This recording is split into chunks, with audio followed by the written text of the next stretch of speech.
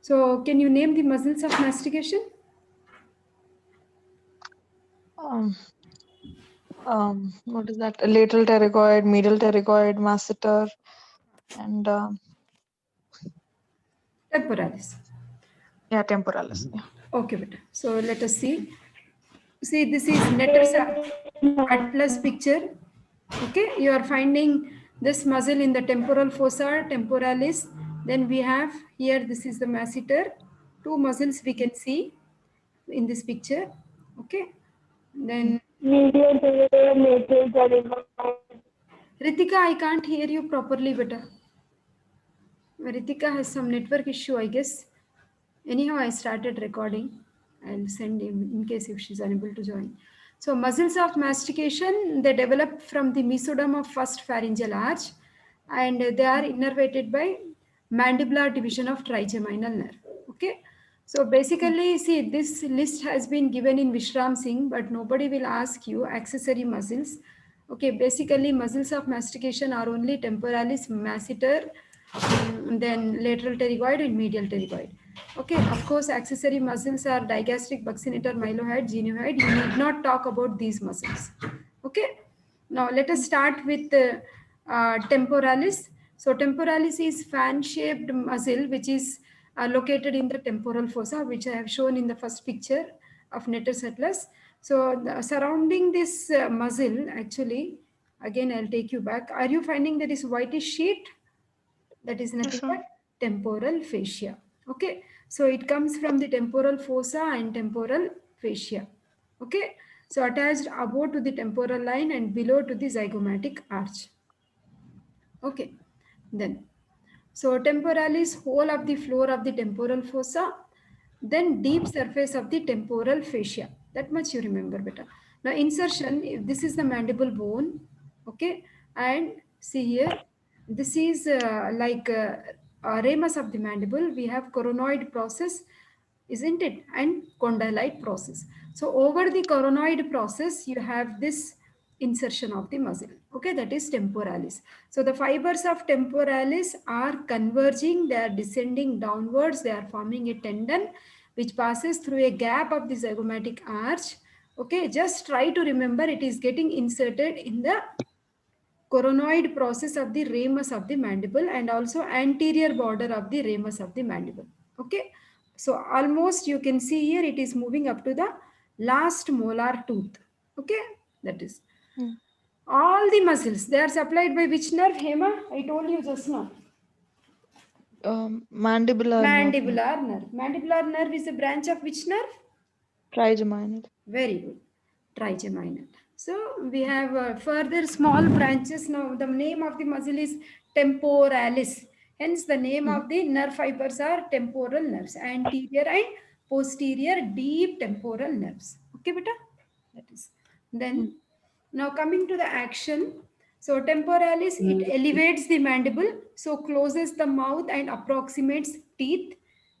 Okay, this movement requires both the upward pull and the anterior fibers and backward pull of the posterior. These are the anterior and posterior fibers. So just to see, try to remember on this function is very important. It elevates the mandible.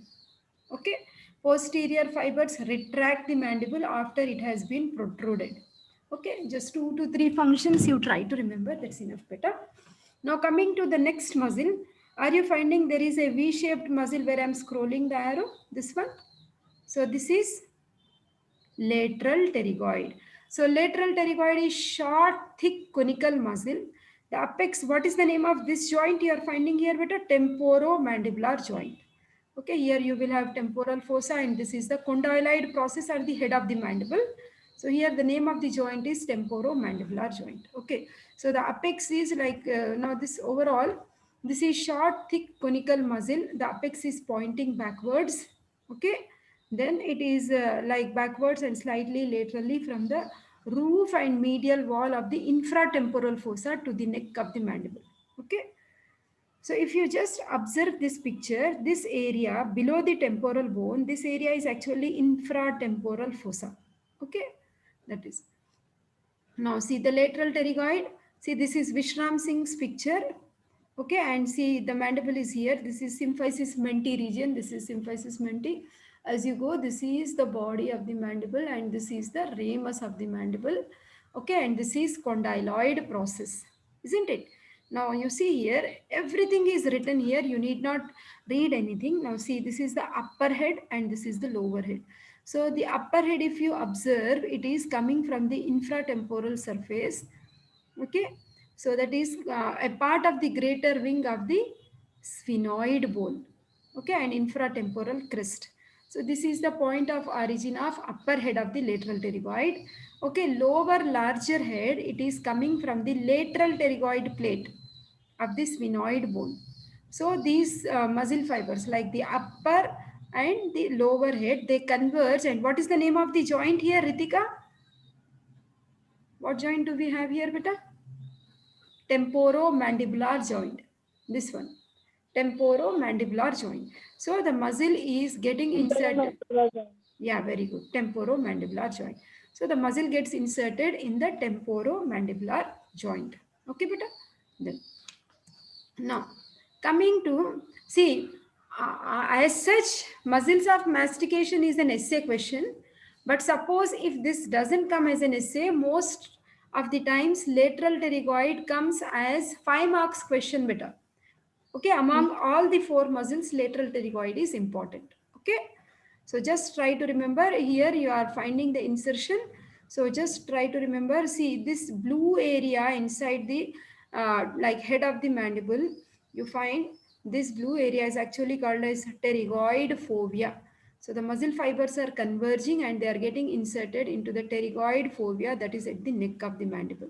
Okay, and see, this is the temporomandibular joint. This is temporal bone superiorly, head of the mandible inferiorly. It is something like you are finding a ball and socket type of joint only here.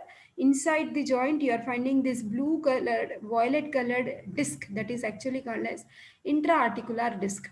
Surrounding any joint, we will have fibrous capsule. This green in color, surrounding all around, you will have fibrous capsule. Okay, so the articular disc and capsule of temporomandibular joint. Now you can see more clearly better. So this is the upper head and this is the lower head. Okay. If you remember talking that medial and lateral pterygoid muscles, from the lateral pterygoid plate, lateral surface gives origin to lateral pterygoid. Medial surface gives origin to medial pterygoid. Okay, that means now we are talking about lower head. Okay, so this is the upper head and see this is temporomandibular joint. So clear it is. Coronoid process, condyloid process is also called as head of the mandible. Two names are there. This is mandibular notch. This is the ramus of the mandible. Okay. So this is temporomandibular joint. Inside the joint, you are finding intra-articular disc. Surrounding the joint, we are finding fibrous capsule. Okay, beta? That is. Now, like any other muscle of mastication, even this is also supplied by mandibular nerve. Okay, the anterior division of mandibular nerve. So we know like trigeminal is fifth cranial nerve and we know it divides into 3 subdivisions like it has ophthalmic, maxillary and mandibular subdivisions. Okay, so this is the main trunk. From the main trunk itself you can see the twig is going to medial pterygoid. Of course, you can see here we have all other muscles also which are supplied. You can read from the sometimes mandibular nerve comes as 5 marks question. So this picture will help us to talk so much about mandibular nerve. See here, this is the mandibular nerve, right? So this is the main trunk. It is giving a nerve supply to medial pterygoid, tensor palatii, tensor tympani. Then you are finding it is going and giving nerve supply to the masseter, okay, temporalis muscle, deep temporal nerve and buccal, okay, and nerve to lateral pterygoid. So this is one. So this is anterior division. So from the main trunk, you have medial pterygoid. From the anterior division, we have nerve supply to the rest of muscles like masseteric to the masseter, temporal nerve to the temporalis muscle, lateral pterygoid nerve to the lateral pterygoid muscle. Like that you can remember better. Apart from that, we also have continuation, that is buccal nerve. So main trunk and anterior division. Then this is posterior division beta. For posterior division, there is a code to remember easily, ALI. Ali, ALI. A is auriculotemporal, L is lingual, and I is inferior alveolar. Okay, that is posterior division. Auriculotemporal, if you remember the nerve supply of scalp, we have seen it is going and supplying the scalp, isn't it? See, this is actually the auriculotemporal nerve which is winding around the middle meningeal artery and it goes behind to supply the scalp. Then the other nerves are lingual. We know, like, the general sensation of taste are carried by lingual nerve. Special sensations of taste are carried by cauda tympani, which is a branch of facial, isn't it better? So that is A, L. I'm coming in order. A is for scalp, L is for general sensations of taste for tongue, and I is inferior alveolar. Alveolar means teeth. Okay, but a lower jaw, it goes there and it supplies the gums, teeth over there. Okay, so that is inferior alveolar. Okay, incisive branch is there. One branch just comes out at this symphysis menti at this chin. You call it as mental branch or mental nerve. Apart from that, do you remember, like in the anterior triangle, we also studied about the three and a half triangles were there, isn't it? Submental triangle was there, and the floor of the submental triangle was formed by one textbook page muscle. What was the name of that muscle? Mylohyoid. Mylohyoid. Yeah, very good. Mylohyoid. So the inferior alveolar nerve is actually giving one branch to mylohyoid nerve. Okay, further continuation, it gives nerve supply to the anterior belly of digastric. Posterior belly of digastric will be supplied by facial nerve. Okay, muscles of mastication are developing from first pharyngeal arch. Muscles of face are developing from second pharyngeal arch. So that means digastric nerve supply will be asked sometimes for 3 marks, because anterior belly of digastric is supplied by the mylohyoid nerve, which in turn is a branch of the posterior division of the mandibular nerve. And Mm. like, okay, beta, then posterior belly of digastric is supplied by Facial. facial nerve. Very good. Good. Okay, that means developmentally they are different. Anterior belly is derived from first pharyngeal arch and posterior belly is derived from second pharyngeal arch. You just practice this diagram, beta. This I have taken from Vishram Singh only. Okay, same diagram you can practice. Now, actions of lateral pterygoid. See, this is the very important muscle I said. So, lateral pterygoid of two sides, when they act together, they depress the mandible. Like that means this is the only muscle which depresses the mandible and helps in opening the mouth. Please remember this fact. Okay, the rest of the three muscles, they will close the mouth, whereas the only muscle which is pulling this downwards, okay, the lateral pterygoid opens the mouth by pulling forwards the condylar process of mandible and articular disc of temporomandibular joint. Okay, it protrudes the mandible like this. It also helps in side to side movements of lower jaw as in chewing. Okay, then, so this is the key muscle of infratemporal region. Like we have key muscle in the gluteal region, no? Like piriformis, you consider it as, no? Key muscle, because sciatic nerve comes just below that, right? Similarly, this is a landmark for many structures in the infratemporal region. That's the reason you call it as key muscle. Okay. Now see here, lateral pterygoid superficial relations. Now, lateral pterygoid is like, what are the structures which are running over the lateral pterygoid? You are finding ramus is cut over here. So over the lateral pterygoid, we have ramus of the mandible. Over the ramus, we know we have masseter. Where is the tendon of temporalis getting inserted?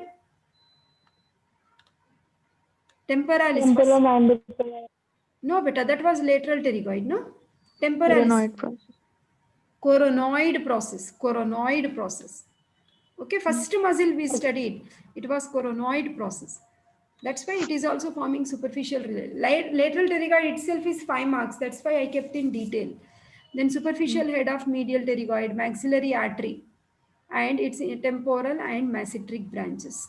All these are related superficially. Okay.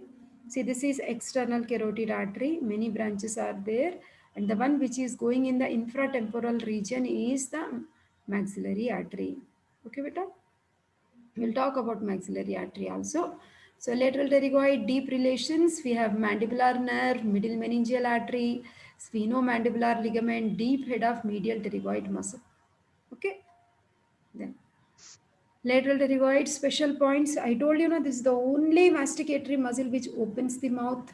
It goes and Mm. gets inserted in a joint that is towards the articular disc, is actually developmentally a part of this muscle only. Tendon of lateral pterygoid muscle. Okay, beta? Now, see, this is lateral pterygoid muscle. We have this upper and the lower divisions, isn't it? So now see, the at the upper border of this muscle, you have certain structures. You just practice this diagram, but it is all about memory only. Okay, there is nothing like something which I can give you as a key to remember. You have to memorize, practice this diagram. So emerging at the upper border, we have deep temporal nerves. Okay, we have masseteric nerve. Okay, at the lower border, we have inferior alveolar nerve, inferior alveolar artery, we have lingual nerve, okay, and middle meningeal artery. Okay, beta? That is. Then structures passing through the gap. Okay, we know this maxillary artery is passing like this. Okay, it is entering in the pterygopalatine fossa. Okay, we also have this nerve which is between the two heads, upper and lower heads, buccal nerve.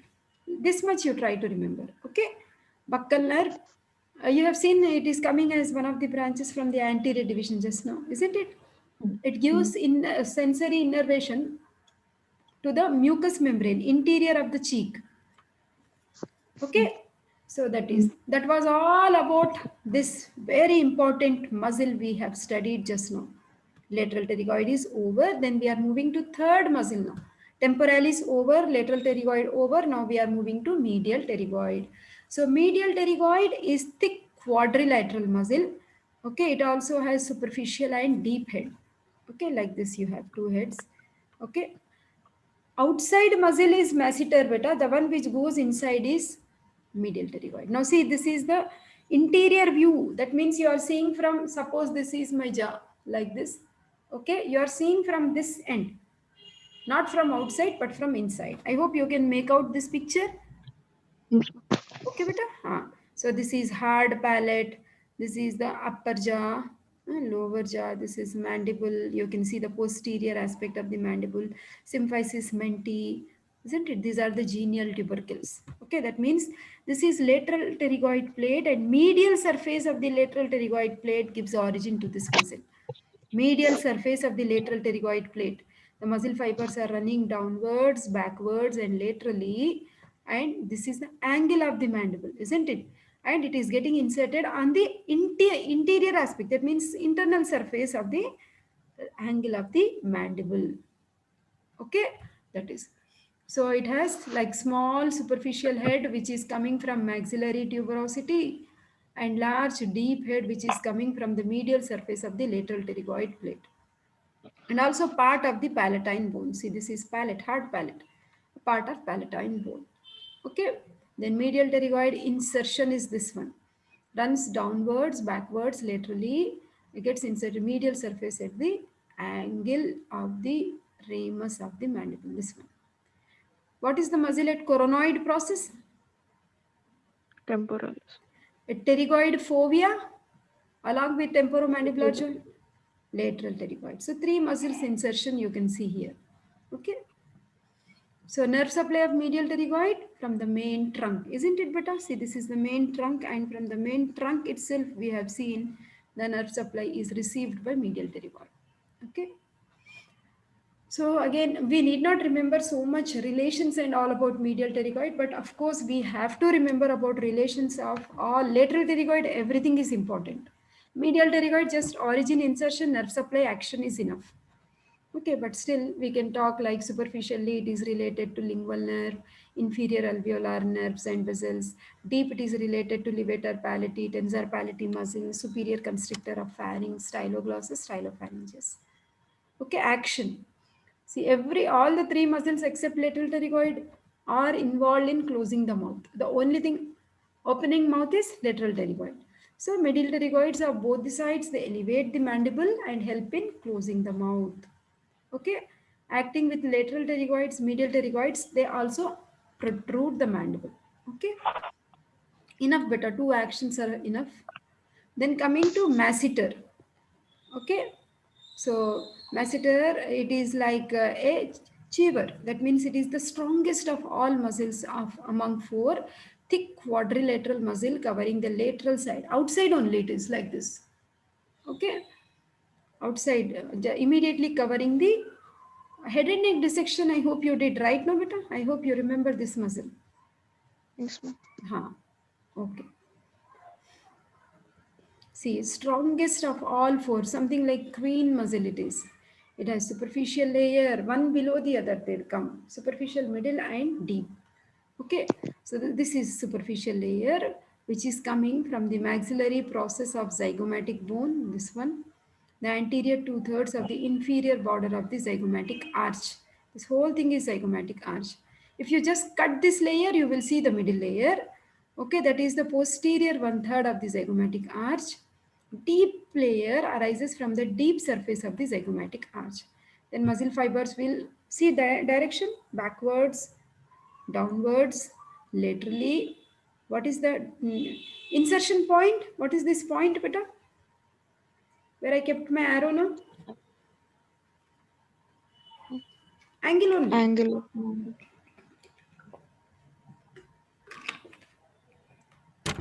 Inside, what did we see? The other side, insertion. Inside, we saw the insertion of medial pterygoid, isn't it? This one. Inside is medial pterygoid, outside is masseter. Remember. Okay, beta? That is. Now coming to the nerve supply, masseteric nerve, we know it is coming from the anterior division of mandibular nerve. It elevates the mandible to close the mouth. Okay. Then. So this is all summary beta. Okay, of the actions. Now coming to applied aspects. So spasms of both masseters is characteristic symptom of tetanus. Okay, the muscle tetany, muscle is not in the position to contract and there is severe pain. Generally, we see with calcium deficiency. Okay, the condition is known as trismus, which also produces lockjaw. Okay, person will not be able to open the mouth. Okay, because of the spasms of this masseter. Okay, so muscles of mastication and their motor innervation can be tested clinically by asking the patient to like tightly clench clench the teeth. We are able to do because of our muscles of mastications are normal, but they won't be able to do. When you clench, you can just palpate this muscle in the temporal fossa. What is that? Temporalis. Outside, what is this? Masseter. Okay. Tightly clench for yourself and feel. See, temporalis is so clear. Here also, masseter, temporalis. You can feel. Okay, beta. That is. So actually the link will go beta. And so I'll send once again. We'll take now itself temporomandibular.